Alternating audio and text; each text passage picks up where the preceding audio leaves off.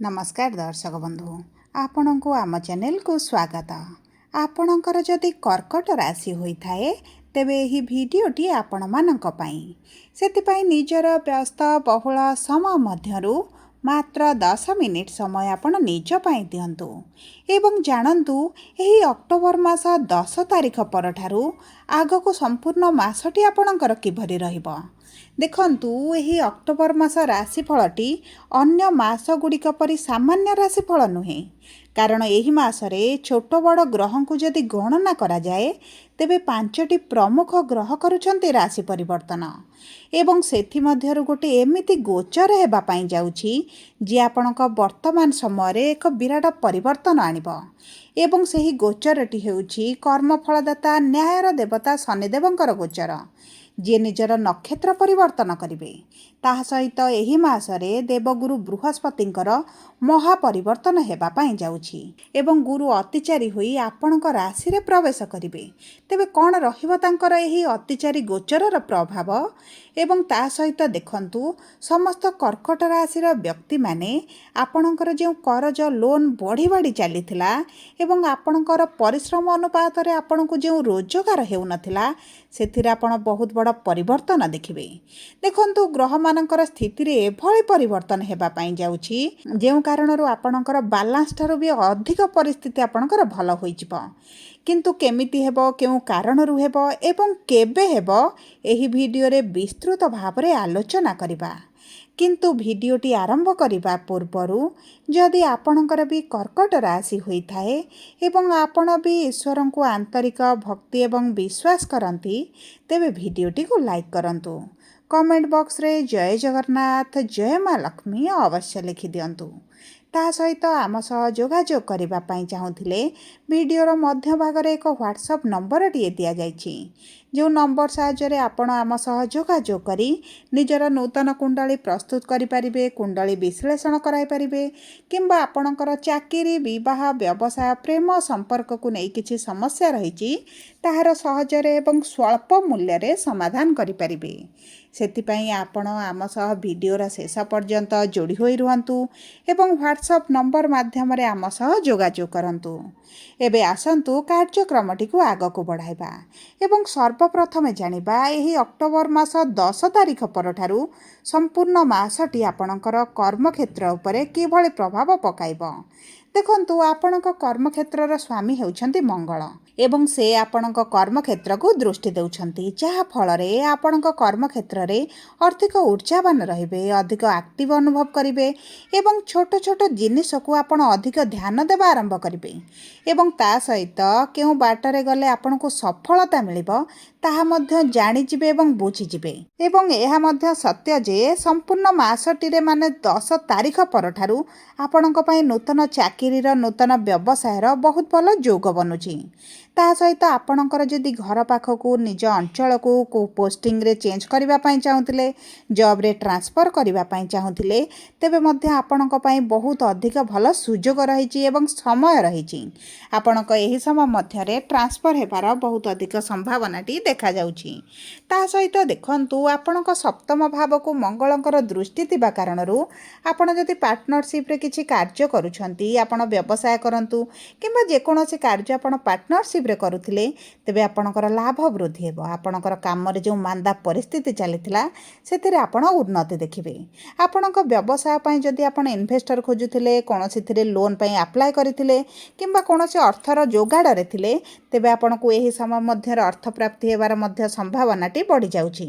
ता सहित देखंतु 27 अक्टोबर परे मंगल निज राशि को आसीबे एवं केंद्र त्रिकोण राजयोग बनाइबे एवं रुचक जोग मध्य आपणक राशि रे बनिबा पई जाउछि।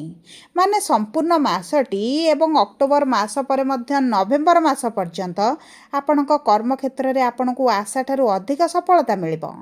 ता सहित शनि 10 तारिख ठारू बृहस्पतिंक नक्षत्र को जिबे, माने आपणकर जे उच्च अधिकारी निजर ईगो रे थिले एवं निज अहंकार पई आपणकर प्रमोशन को कराउ नथिले, आपणको आगो को बढ़िबा पई सुजोग देउ नथिले, तांकर सेही स्वभाव रे बड़ परिवर्तन आसीबो। दीर्घ दिन ହେଲା ଆପଣଙ୍କର ଯେଉଁ ପ୍ରମୋସନଟି ପେଣ୍ଡିଂ ରହିଥିଲା ତାହା ହୋଇଯିବାର ବହୁତ ଅଧିକ ସମ୍ଭାବନାଟି ରହିଛି। ତାହା ସହିତ ଦେଖନ୍ତୁ ଆପଣଙ୍କର ବିଦେଶୀ ସୂତ୍ରରୁ ମଧ୍ୟ କିଛି ତ ଅର୍ଥ ରୋଜଗାର ହୋଇପାରେ। ଆପଣ ଯଦି ବିଦେଶରେ କିଛି କାରବାର କରୁଛନ୍ତି କିମ୍ବା କୌଣସି ଏକ୍ସପୋର୍ଟ ଇମ୍ପୋର୍ଟ ବିଜନେସ୍ ଅଛି ସେଥିରେ ମଧ୍ୟ ଆପଣଙ୍କୁ ବହୁତ ଅଧିକ ଲାଭ ପ୍ରାପ୍ତି ହେବ। ତାହା ସହିତ ଚାକିରିରେ ବା ବ୍ୟବସାୟରେ ଯେଉଁ କାନୁନି ଅର୍ଚନ ଥିଲା, ଯେଉଁ ଭୁଲ କେସ୍ରେ ଆପଣଙ୍କୁ ଫସା ଯାଇଥିଲା, ଆପଣଙ୍କ ବିରୁଦ୍ଧରେ ଷଡ଼ଯନ୍ତ୍ର କରି ଫସା ଯାଇଥିଲା, ସେ ଯାହା ବି ସମସ୍ୟା ଆପଣଙ୍କର ଚାଲିଥିଲା ସେଥିରେ ମଧ୍ୟ ଆପଣଙ୍କ ସପକ୍ଷରେ ନିଷ୍ପତ୍ତି ଆସିବାର ବହୁତ ଅଧିକ ସମ୍ଭାବନାଟି ଦେଖାଯାଉଛି। ତାହା ସହିତ ଆପଣଙ୍କର ଭାଗ୍ୟର ସ୍ୱାମୀ ଗୁରୁ କେନ୍ଦ୍ରକୁ 18 ତାରିଖ ଦିନ ଗୋଚର କରିବେ ଏବଂ କର୍କଟ ରାଶିରେ ଉଚ୍ଚରେ ରହିବେ। ମାନେ ଆପଣଙ୍କ ରାଶିକୁ ଗୁରୁଙ୍କର ପ୍ରବେଶ ହେଉଛି, ମାନେ ଆପଣଙ୍କର ମାନ ସମ୍ମାନ ବଢ଼ିବା ଆରମ୍ଭ ହେବ। ଆପଣଙ୍କର ଯେଉଁ ଅପମାନିତ କରାଯାଉଥିଲା, ଯେଉଁ ନିନ୍ଦା କରାଯାଉଥିଲା କିମ୍ବା ଆପଣଙ୍କୁ ଅଧିକ ଭ୍ୟାଲୁ ଦିଆଯାଉନଥିଲା, ଏବେ ଦେଖିବେ ଆପଣଙ୍କର ସମ୍ପୂର୍ଣ୍ଣ ଭାବରେ ଓଲଟିଯିବ। 17 ଅକ୍ଟୋବର ମଧ୍ୟରେ ଆପଣଙ୍କ ଚାକିରିରେ ଯଦି ପରିବର୍ତ୍ତନ କରିବା ପାଇଁ ଚାହୁଁଥିଲେ, ଜବ୍ ଛାଡ଼ି ନୂତନ ଜବ୍ କରିବା ପାଇଁ ଚାହୁଁଥିଲେ, ଭଲ ସାଲାରୀ ସହିତ ନୂତନ ଜବ୍ ମଧ୍ୟ ପ୍ରାପ୍ତି ହେବ। ତା ସହିତ ଯଦି ଆପଣ ସେୟାର ମାର୍କେଟରେ କିମ୍ବା ଏହିଭଳି କୌଣସି ଯୋଜନାରେ କାର୍ଯ୍ୟରତ ଅଛନ୍ତି କିମ୍ବା ଆପଣ ଅର୍ଥ ଇନଭେଷ୍ଟ କରୁଛନ୍ତି, ସେଥିରେ ମଧ୍ୟ ଆପଣଙ୍କୁ ଭଲ ଅର୍ଥ ପ୍ରଫିଟ୍ ହେବ। କିନ୍ତୁ ଦେଖନ୍ତୁ 17 ଅକ୍ଟୋବର ପରେ ସୂର୍ଯ୍ୟ ଯେତେବେଳେ ନୀଚ ହୋଇଯିବେ, ସେହି କାରଣରୁ ଆପଣଙ୍କୁ ଟିକେ ଜଗି ରଖି ଅର୍ଥ ଲଗାଇବାକୁ ପଡ଼ିବ। ଯେଉଁ ବ୍ୟକ୍ତିମାନେ ବିଦେଶ ଯିବାକୁ ଚାହୁଁଥିଲେ ସେଥିରେ ମଧ୍ୟ ସେମାନଙ୍କ ପାଇଁ ବହୁତ ଭଲ ସଂଯୋଗ ବନୁଛି। ଆପଣ ପାଠ ପଢ଼ିବା ପାଇଁ ହେଉ, ଚାକିରି ପାଇଁ ହେଉ କିମ୍ବା ଆପଣଙ୍କ ଫ୍ୟାମିଲିକୁ ବିଦେଶରେ ନେଇ ସେଟେଲ୍ କରିବା ପାଇଁ ଚାହୁଁଥିଲେ, ଆପଣଙ୍କ ପାଇଁ ବହୁତ ଭଲ ସମୟ ରହିବ। ତେବେ ଆସନ୍ତୁ ଜାଣିବା କିଭଳି ରହିବ ଆପଣଙ୍କର ଆର୍ଥିକ ସ୍ଥିତି ଏହି ଅକ୍ଟୋବର ମାସ 10 ତାରିଖ ପରଠାରୁ। ଦେଖନ୍ତୁ, ମଙ୍ଗଳ ଆପଣଙ୍କ ପଞ୍ଚମେଷ ଏବଂ କେନ୍ଦ୍ରରେ ଅଛନ୍ତି ଏବଂ ସେଠାରୁ ଅଷ୍ଟମ ଦୃଷ୍ଟି ଆପଣଙ୍କର ଆୟର ଭାବକୁ ଦେଉଛନ୍ତି।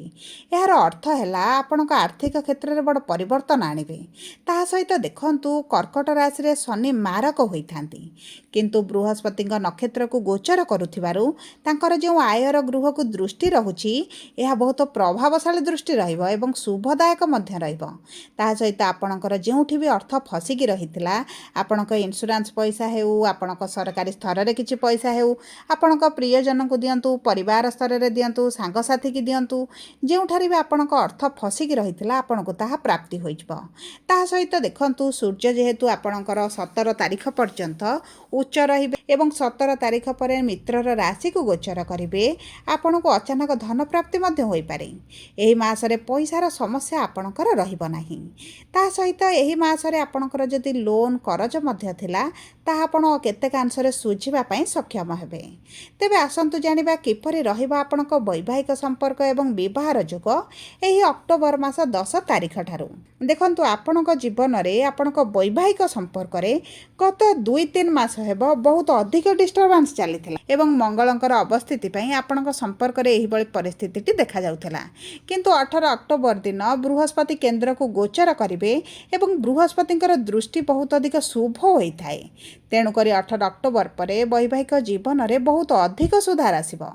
ଆପଣଙ୍କର ଶ୍ୱଶୁର ଘର ସହ ଯଦି କୌଣସି ମତଭେଦ ଚାଲିଥିଲା, ଶାଶୁ ଘରେ ଆପଣଙ୍କୁ ଏତେଟା ସମ୍ମାନ ମିଳୁନଥିଲା, ଆପଣଙ୍କୁ ବହୁତ ଅଧିକ ଟର୍ଚର ହେଲା ଭଳି ଫିଲ୍ ହେଉଥିଲା, ସେଥିରେ ଆପଣ ନିଶ୍ଚିତ ଭାବରେ ପରିବର୍ତ୍ତନ ଦେଖିବେ। ଆପଣଙ୍କ ବୈବାହିକ ସମ୍ପର୍କରେ ଯଦି କିଛି କାନୁନି କେସ୍ ମଧ୍ୟ ଚାଲିଥିଲା, ତାହା ମଧ୍ୟ ସମାଧାନ ହୋଇପାରେ। ଆପଣଙ୍କର ଯେଉଁ ଗୁପ୍ତ ଶତ୍ରୁମାନେ ଥିଲେ, ଆପଣଙ୍କ ସମ୍ପର୍କରେ ସମସ୍ୟା ସୃଷ୍ଟି କରୁଥିଲେ, ସେଥିରେ ମଧ୍ୟ ଆପଣ ସୁଧାର ଦେଖିବେ ଏବଂ ସେହି ଗୁପ୍ତ ଶତ୍ରୁମାନେ ଆପଣଙ୍କ ଠାରୁ ଦୂରକୁ ଯିବା ଆରମ୍ଭ କରିବେ।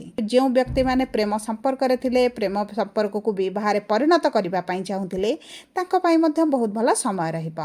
ଏବଂ ଦେଖନ୍ତୁ, ଯେଉଁମାନେ ପୂର୍ବରୁ ବିବାହ ପାଇଁ ବହୁତ ଅଧିକ ଲାଗି ମଧ୍ୟ ବିବାହ ପ୍ରସ୍ତାବ ଠିକ୍ ହୋଇପାରୁନଥିଲା, ମନପସନ୍ଦର ବିବାହ ଆସୁନଥିଲା ଏବଂ ବୟସ ବଢ଼ିବା ସହିତ ବିବାହର ଚିନ୍ତା ଆପଣଙ୍କର ବଢ଼ୁଥିଲା, ତେବେ ଆପଣଙ୍କର ଏହିସବୁ ସମସ୍ୟା ଦୂର ହୋଇଯିବ।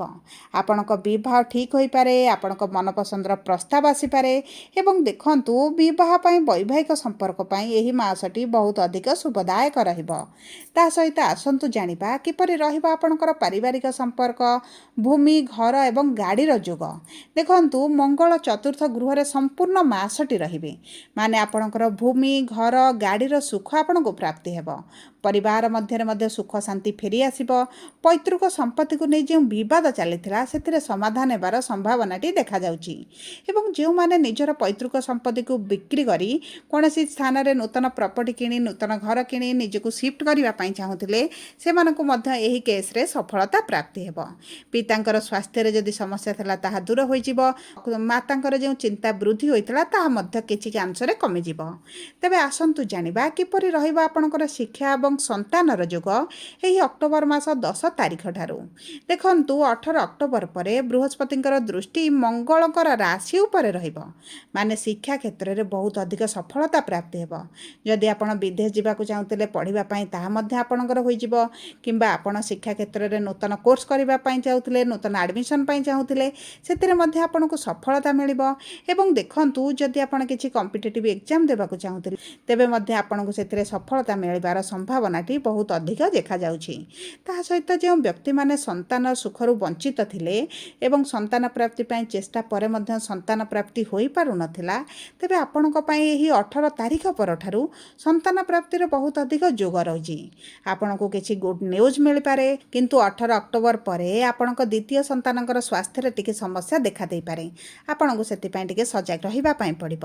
ତା ସହିତ ଦେଖନ୍ତୁ ଯଦି ଆମେ ଦେଖିବା ଆପଣଙ୍କର ସ୍ୱାସ୍ଥ୍ୟକୁ, ତେବେ ଏହି ମାସ 17 ତାରିଖ ପରେ ସୂର୍ଯ୍ୟ ନୀଚ ହୋଇଯିବେ ମାନେ ଆପଣଙ୍କ ସ୍ୱାସ୍ଥ୍ୟରେ କିଛିଟା ସମସ୍ୟା ନିଶ୍ଚିତ ଭାବରେ ଆସିବ। ଆପଣଙ୍କର ଅସ୍ଥିରେ ସମସ୍ୟା, ଆଖିରେ ସମସ୍ୟା, ଆପଣଙ୍କର କିଛି ମୁଣ୍ଡ ବ୍ୟଥା ହୋଇପାରେ, ଥଣ୍ଡା ସମସ୍ୟା ଅଧିକ ବଢ଼ିବାର ସମ୍ଭାବନାଟି ଦେଖାଯାଉଛି। ସେଥିପ୍ରତି ଆପଣଙ୍କୁ ଟିକେ ସଚେତନ ରହିବାକୁ ପଡ଼ିବ। ଆପଣଙ୍କର ଯଦି ଗୁପ୍ତ ଶତ୍ରୁମାନେ ଥିଲେ, ସମସ୍ୟା ସୃଷ୍ଟି କରୁଥିଲେ, ତେବେ ଆପଣଙ୍କର ସେହି ଗୁପ୍ତ ଶତ୍ରୁମାନେ ମଧ୍ୟ ଆପଣଙ୍କ ଠାରୁ ଦୂରକୁ ଚାଲିଯିବେ ଏବଂ ଆପଣଙ୍କର କୌଣସି ବି ବଡ଼ ସମସ୍ୟା ଦେଖାଯିବ ନାହିଁ। ସବୁ ପରେ ଦେଖନ୍ତୁ ଅଶୁଭତ୍ୱକୁ ଦୂର କରି ଶୁଭ ଫଳ ପ୍ରାପ୍ତି ପାଇଁ ଆପଣ ପ୍ରତିଦିନ ଶିବ ଚାଳିଶା ପାଠ କରନ୍ତୁ। ଓಂ ନମୋ ଭଗବତେ ବାସୁଦେବାୟ ମନ୍ତ୍ର ପ୍ରତିଦିନ ଜପ କରନ୍ତୁ। ସବୁ ପରେ ଯଦି ଆପଣଙ୍କର କର୍କଟ ରାଶି ହୋଇଥାଏ, ଭିଡ଼ିଓଟି କିଭଳି ଲାଗିଲା କମେଣ୍ଟ ବକ୍ସରେ ଲେଖି ଜଣାନ୍ତୁ। ଯଦି ପ୍ରଥମ ଥର ଆମ ଚ୍ୟାନେଲକୁ ଆସିଛନ୍ତି, ଚ୍ୟାନେଲଟିକୁ ସବସ୍କ୍ରାଇବ୍ କରନ୍ତୁ। ପାଖରେ ଥିବା ବେଲ୍